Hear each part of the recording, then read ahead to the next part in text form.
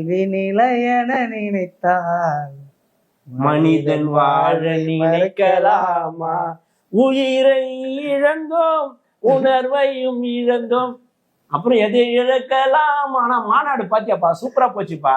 சீமானவர்களை பார்க்கும்போது பரிதாபமா தான் இருக்கு. ஏய், அண்ணனை பார்த்து பரிதாபமா இருக்கா? அவரு என்ன மாதிரி ஆளு, எங்கிருந்து வர்றாரு, எவ்வளவு கஷ்டப்பட்டு மேல வந்துக்கிறாரு, பரிதாபமா இருக்கா? 10 தோல்வி பழனிசாமி, 11 தோல்வி பழனிசாமின்னாங்க. பட்டதெல்லாம் தோல்வியா சீமான் இருக்கும்போது என்னடா சொல்றது அப்படின்னு இருக்கும்போது, அதிமுகவோடும் கூட்டணி இல்ல, திமுகவோடும் கூட்டணி இல்ல, காங்கிரஸோடும் கூட்டணி இல்ல, பாஜகவோடும் கூட்டணி. அவர் எப்பவுமே தனிச்சுதானப்பா நிப்பாரு, அதுதானே அவரோட பலம்.